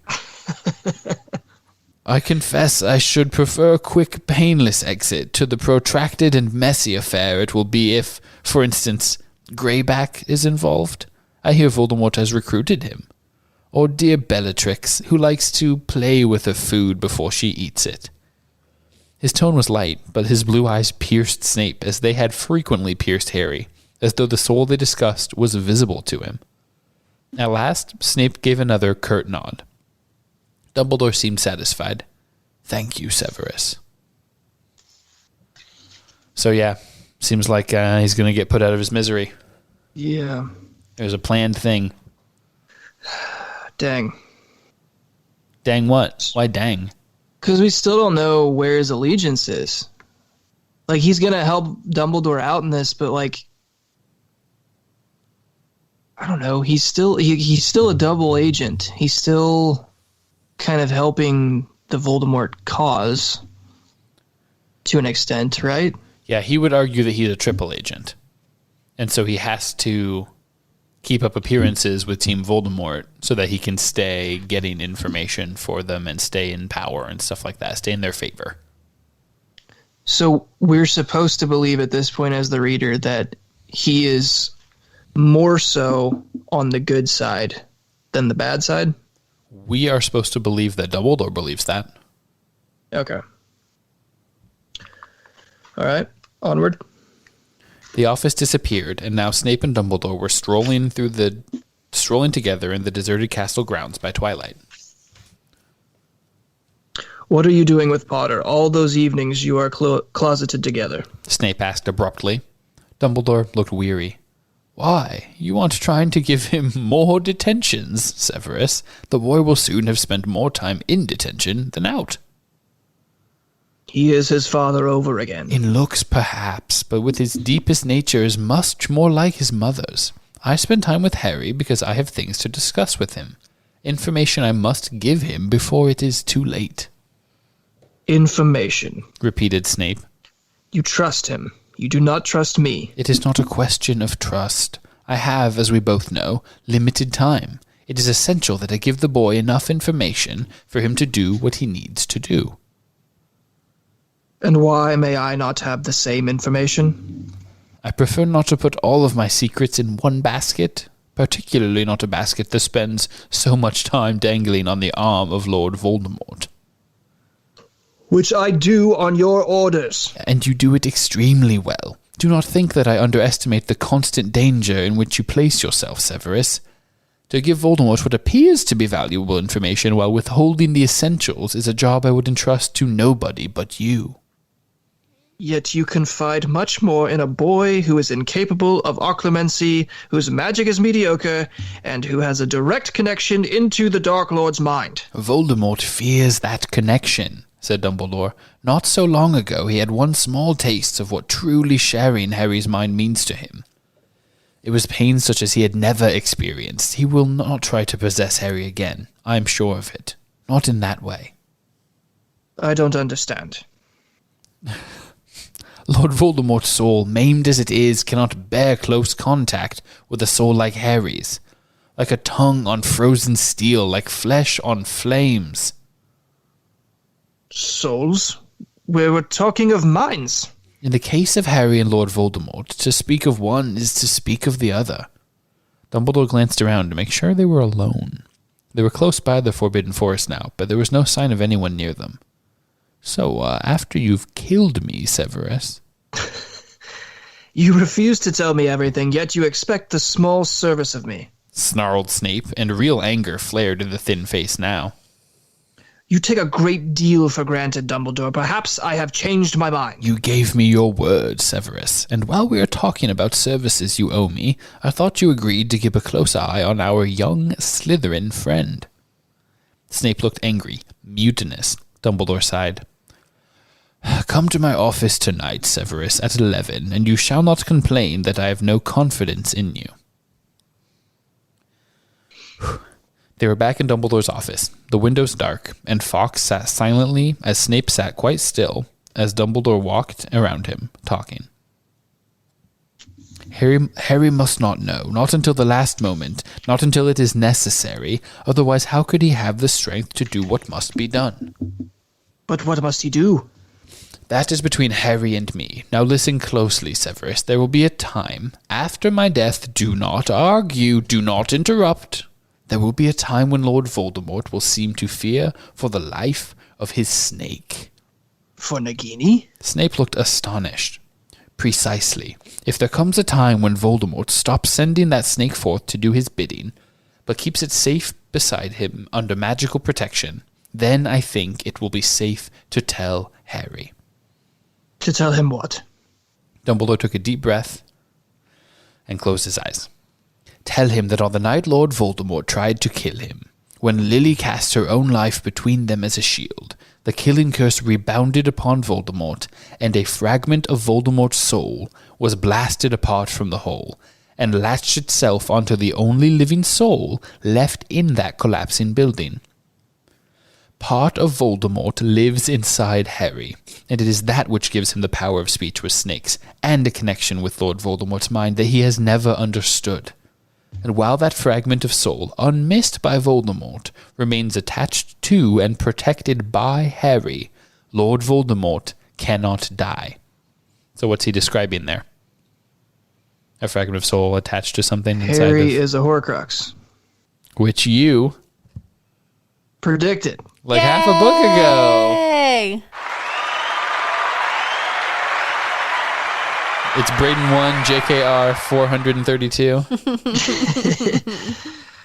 Wow. Okay. So Voldemort tried to kill Lily. It reflected off of her, landed inside Harry. Yeah. Harry. So as long as Harry is... Okay, hold on. Let me read that again. And while that fragment of soul, unmissed by Voldemort, remains attached to and protected by Harry, Lord Voldemort cannot die. So by Neither can killing live while Harry, the other survives. Okay. All right. By killing Harry, he would also kill the Kill him fragment of soul. He would kill that Horcrux. So, okay. So that's why it's even more important that, like, Harry kills all the other Horcruxes. Yeah, gotta tie it up in a neat little bow. Yeah. Interesting. Okay. So if Voldemort doesn't know, He has not heard. like, let's say that he doesn't, that Harry does kill all the Horcruxes, but Voldemort doesn't know that first, like, somehow, which I think he would, but... He's keeping track at this point. And then he kills Harry, then he would kill himself, right? There's still a piece of soul left inside Voldemort. So all of his okay. Horcruxes would be dead, and he would still be there being Voldemort, but he would have no more protection. Then if someone cast the killing curse on him, he would actually just die.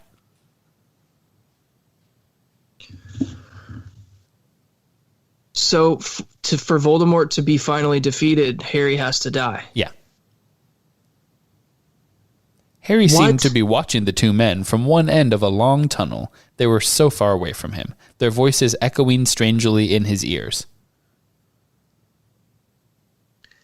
So the boy must die. Asked Snape quite calmly. And Voldemort himself must do it, Severus. That is essential. Another long silence. Then Snape said, I thought all these years that we were protecting him for her, for Lily. We have protected him because it has been essential. You say that, not me. We have protected him because it has been essential to teach him, to raise him, to let him try his strength, said Dumbledore, his eyes still tight shut. Meanwhile, the connection between them grows ever stronger, a parasitic growth. Sometimes I have thought he suspects it himself. If I know him, he will have arranged matters so that when he sets out to meet his death, it will truly mean the end of Voldemort. Dumbledore opened his eyes. Snape looked horrified. You have kept him alive so that he can die at the right moment. Don't be shocked, Severus. How many men and women have you watched die? Lately, only those whom I could not save, said Snape. He stood up. You have used me. Meaning? I have spied for you and lied for you and put I've myself died for you. in... I've cooked pies for you. I put myself in mortal danger for you. Everything was supposed to be kept Lily Potter's son safe. Everything was supposed to be to keep Lily Potter's son safe. Now you tell me you have been raising him like a pig for slaughter. Oh, but this is touching, Severus, said Dumbledore seriously. Have you grown to care for the boy after all? For him? Shouted Snape. Expecto Patronum! From the tip of his wand burst the silver doe. Yo, it was Snape in the woods. She landed on the office floor, bounded once around the office, and soared out of the window. Dumbledore watched her fly away, and as his silvery glow faded, he turned back to Snape, and his eyes were full of tears. After all this time, always, said Snape. Is he asking him there? So you're still just madly in love with the dead Lily Potter? Your Patronus has never changed. It's the same as what Lily's was, because it's like James was a stag and Lily was the doe. Yeah. Interesting. Okay. Yeah. So yeah, where are you at? I don't know. I don't know. I don't like Dumbledore right now. Why not? Rachel, are you here? You listening to this? Yeah, I'm really excited about it. I'm here for it. I mean, I guess maybe there's not another option, which makes it hard, really hard, but he did, like Snape's right. Like, he was, like, raising him like livestock to be slaughtered at the right time. Yeah, it's kind of sickening. Like, I understand that it is truly the only way Voldemort could be ended, and so I guess it's the greater good, but, like... Classic. It's kind of disturbing. You can't look at Dumbledore the same after this. So just because he knew that it's what needed to happen, it puts him in the wrong? It's how Dumbledore felt it needed to be happen. Oh, I'm sorry. I'm sorry. How would you have done it? I don't know. One of any other ways. By all means, I got all day. It's Friday night. We discussed we don't have to work tomorrow. Is this admitting that Dumbledore is weaker than Voldemort? I mean, he has. Are we Horcruxes. accepting that fact? Weaker in what way? Like magically? Yeah, like, is there no way that Dumbledore himself, with the help of Harry, with the help of Snape, can track down all the Horcruxes, destroy them, and then destroy Voldemort? Yes. Not before he dies. His hand got all effed up. I don't know. We found quite a few in less than a year in the last few chapters. Yeah. Yeah. Like 2 or 3, right? 2? We found the cup and the locket and the diadem. We found 3. All in this book. Mm-hmm. This has been less than a year. Yeah. You can't tell me that if Dumbledore hadn't have like enlisted literally anyone else on this plan, like McGonagall or Mad-Eye Moody, to come in and help him do this, that they couldn't have just taken care of it. They had all that time while Dumbledore was dead where they could have like really figured it out and like, okay, we've got Harry here. Like if we have to do this, we can, but like what is literally any other option? Well, a problem is the need for secrecy because the entire plan is absolutely screwed the minute that Voldemort knows they're going after Horcruxes. Because, I mean, well, he was dead or he wasn't around for a while. Voldemort? Why didn't they start looking for Horcruxes then? You're talking about when Voldemort, like between the murder of the Potters and the first book?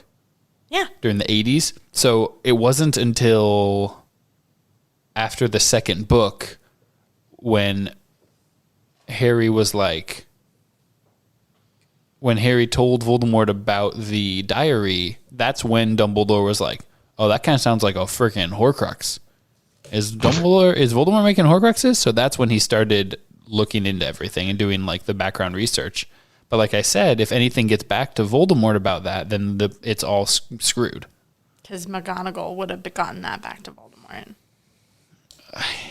She's got a big Scottish mouth. No. Well, yeah, okay. Like, I'm not saying it's not a character flaw. Which one is it? Is he too trusting? Everyone always says Dumbledore's too trusting, but then he's not trusting enough. He keeps secrets and lies. That's how we grew up. Albus, he was a natural. No, that's one of my big things about Dumbledore is I cannot handle how he chooses when to inform people about things and when not to. And you think he should have told Harry earlier that he had to be killed by Voldemort in order for this to go through? I'm not saying that. I'm saying that I think that there should have been other people involved in more of the decision making rather than him. I don't have an argument against that one. I think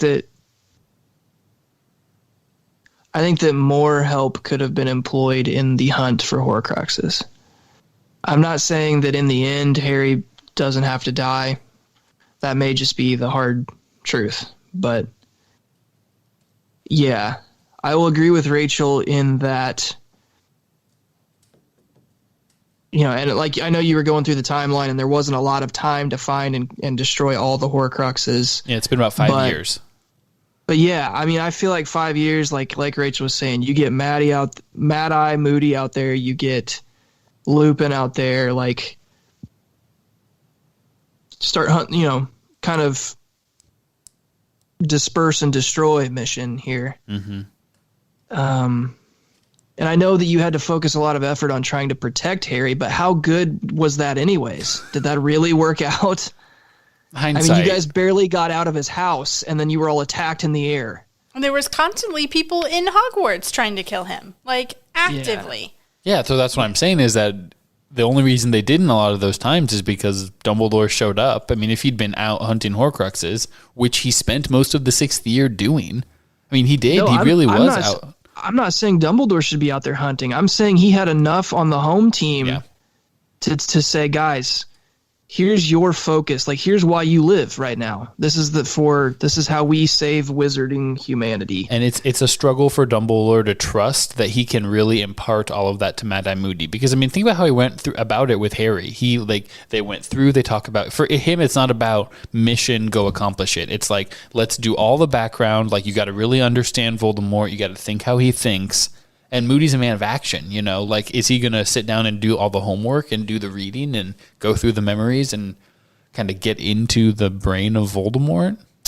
He didn't use his community resources. He didn't bring in his informal supports. Or his formal supports. He just said that this is what we're going to do, and he did it on his timeline. And I think that people died that didn't have to because of it. Well, we've got another page and a half to read here, guys. Let's do it. I'll show you if anything changes. Actually, 2.5 pages. 2 and a little bit of pages. Some pages. And the scene shifted. Now, Harry saw Snape talking to the portrait of Dumbledore behind his desk. You will have to give Voldemort the correct date of Harry's departure from his aunt and uncles, said Dumbledore. Not to do so will raise suspicion when Voldemort believes you so well informed. However, you must plant the idea of decoys. That, I think, ought to ensure Harry's safety and Mad-Eye Moody's. Try confunding Mundungus Fletcher. And, Severus, if you are forced to take part in the chase, be sure to act your part convincingly. I am counting upon you to remain in Lord Voldemort's good books as long as possible, or Hogwarts will be left to the mercy of the Carrows. Now, Snape was head-to-head with Mundungus in an unfamiliar tavern, Mundungus's face looking curiously blank, Snape frowning in concentration. You will suggest to the Order of the Phoenix Snape murmured. that they use decoys, polyjuice potion, identical potters. It is the only thing that might work. You will forget that I have suggested this. You will present it as your own idea. Do you understand? I understand, murmured Mundungus, his eyes unfocused. Now Harry was flying alongside Snape on a broomstick through a dark, clear night. He was accompanied by other hooded Death Eaters, and ahead were Lupin, and a Harry, who was really George, whatever. A Death Eater moved ahead of Snape and raised his wand, pointing it directly at Lupin's back. Sectum Sempra! Shouted Snape. But the spell, intended for the Death Eater's wand hand, missed and hit George instead. And next, Snape was kneeling in Sirius's old bedroom. Tears were dripping from the end of his hooked nose as he read the old letter from Lily. The second page carried only a few words. Could ever have been friends with Gertel Ginderwald. I think her mind's going. Personally. Lots of love, Lily. Snape took the page bearing Lily's signature and her love and tucked it inside his robes. Then he ripped in two the photograph he was also holding, so that he kept the part from which Lily laughed, throwing the portion showing James and Harry back onto the floor, stomped upon it, and then peed on it, under a chest of drawers. And now Snape stood again in the headmaster's office as Phineas Nigellus came hurrying into his portrait. Headmaster, they are camping in the forests of Dean, the Mudblood. Do not use that word. Okay, the Granger Blood girl, then, mentioned the place as she opened her bag, and I heard her. Good. Very good. Good, very good, cried the portrait of Dumbledore behind the headmaster's chair. Now, Severus, the sword. Do not forget that it must be taken under conditions of need and valor. And he must not know that I'm Dumbledore, it's Dumbledore voice. He must not know that you give it. If Voldemort should read Harry's mind and see you acting for him. I know, said Snape curtly. He approached the portrait of Dumbledore and pulled at its side. It swung forward, revealing a hidden cavity, behind it, from which he took the sword of Gryffindor. And you still aren't going to tell me why it's so important to give Potter the sword, said Snape as he swung a traveling cloak over his robes. No, I don't think so, said Dumbledore's portrait. He will know what to do with it. And Severus, be very careful. They may not take kindly to your appearance after George Weasley's mishap. Snape turned at the door. Don't worry, Dumbledore, he said coolly. I have a plan. And Snape left the room. Harry rose up out of the pensieve, and moments later he lay on the carpeted floor in exactly the same room. Snape might have just closed the door. Wowzers. Wowzers, Snape. indeed.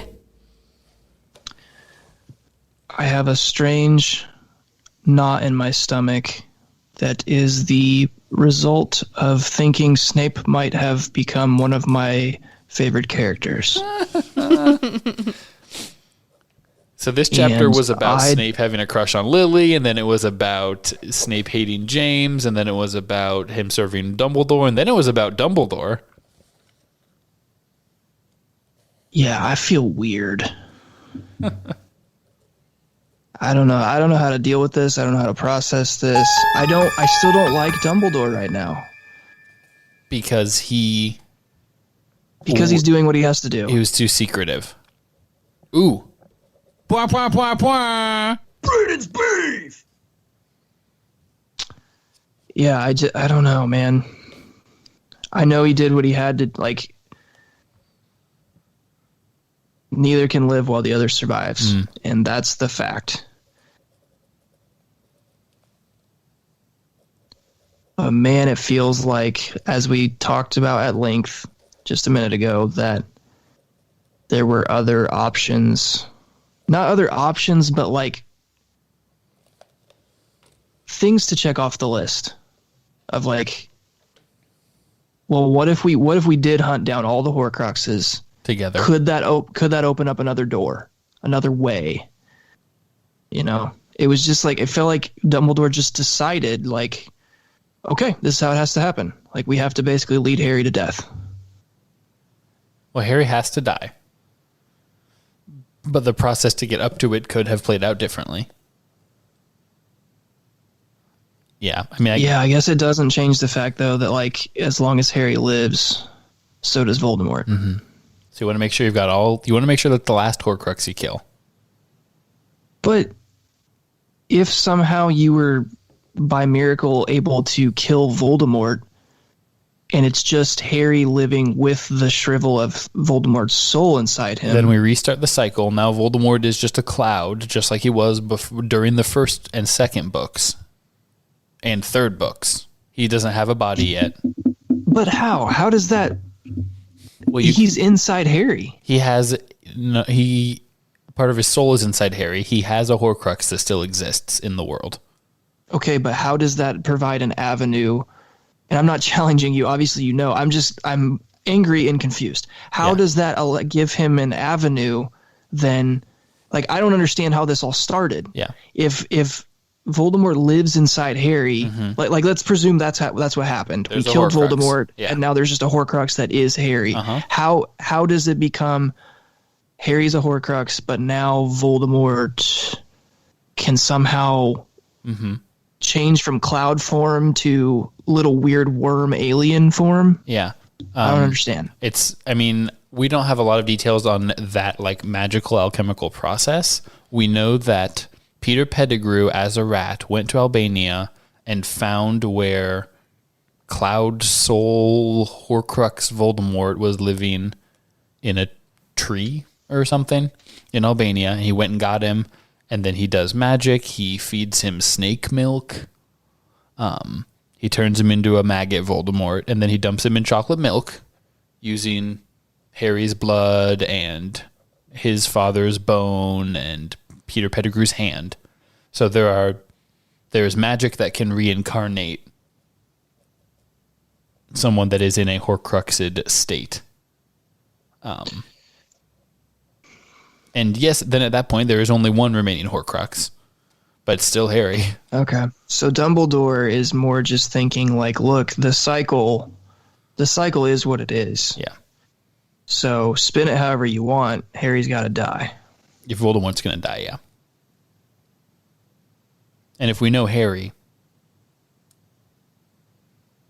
I mean, what's he going to say? Is he going to be like, no, you should let me live for another 20 years. We'll take our chances with Mist Voldemort. No, he'll die. Especially knowing that he can put an end to his friends and family dying. Yeah. That's why we saw Remus and Tonks and George's bodies at the beginning of this chapter. It brings it all the way back to that. Yeah. This is deeper than I anticipated. It's turtles all the way down.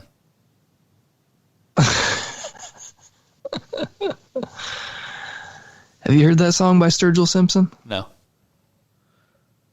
You should give that a listen. Yeah. Okay. I don't like this. Buckle up for the next couple chaps. Yeah, because now it's just like I'm just waiting for Harry to die. I feel like I could have maybe found out this closer to the very end. Ugh. Well, if you dislike Voldemort, you are in good company right now. Or not Voldemort, Dumbledore. I do that all the time. Yeah. Because Rachel, yeah. Dumbledore. Yeah. Okay, well, I don't like it, but it is a masterpiece. Like, this is And we didn't even talk about all the little things that this drew together. It's like, oh, okay, so Snape told Mundungus this. Oh, and so Snape was behind, watching over that to make sure that Harry was safe. And Yep. And so now you've got me. Now I can call myself a fan. because it turns out that it really was actually all planned out from the beginning. Yeah, and I love a good story that is just a complete puzzle like this, and then it just wraps it all up in the end. And you didn't even know it needed it. You didn't even see the puzzle pieces. That's what I mean. Like, there's little puzzle pieces that I didn't even know I had. Yeah. That now fit. And yeah, okay. All right. I would pay good money for just a 20-minute thing of you being like, okay, so Hannah, it turns out that there's a little bit of Voldemort is inside Harry and he can't die. And Dumbledore knew. And you remember Snape? You remember freaking, he was good, kind of, but still racist? I am going to tell Hannah, because she's never going to read this, true. or, she'll watch the movies with us, but like, okay, so maybe I won't tell her until we watch the last movie, but Dumbledore's not who you think he is. He kind of is, but he's kind of not. And Snape's definitely not who you think he is. But in not how you expect. Yeah. And it's not that Dumbledore's evil now. Turns out Dumbledore's evil because it's about intentions. It's about like what, it's for the greater good. Like, it's about what you're trying to do. Dumbledore's not trying to like let Harry die because he just is some sort of twisted old man that's like, let's see if he can fend for himself. Yeah.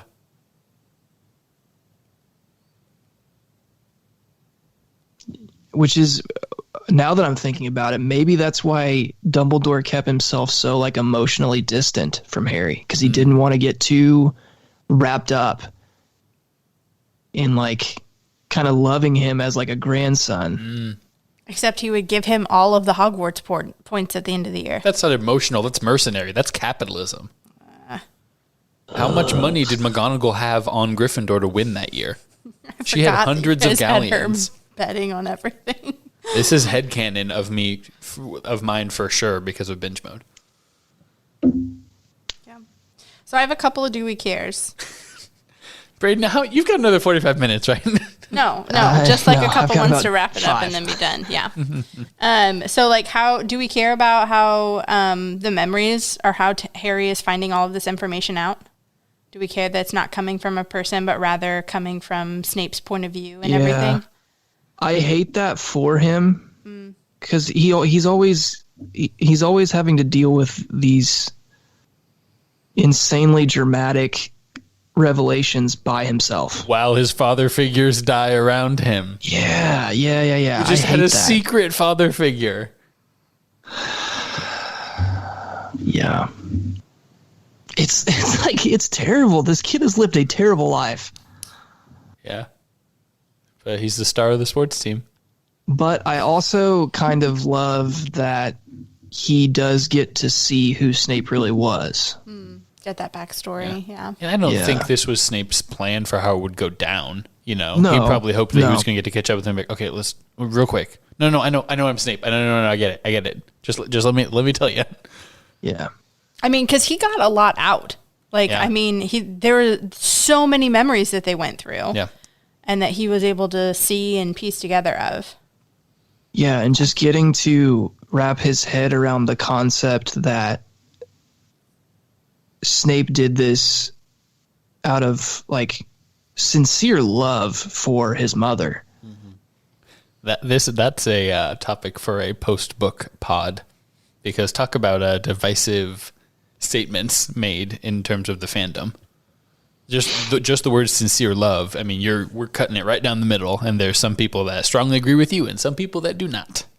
Okay. Because it's like, Snape was freaking creepy, Like, there's a whole side of people that are like, love, or was it more like a weird possessive crush lust thing, or... And you don't have to have strong opinions on that at this moment, but it is a thing. Yeah, I understand where you could come from that angle. I don't feel like that having just read it. Right. It's weird, but Snape's weird. Right. Yeah. It's his version of love.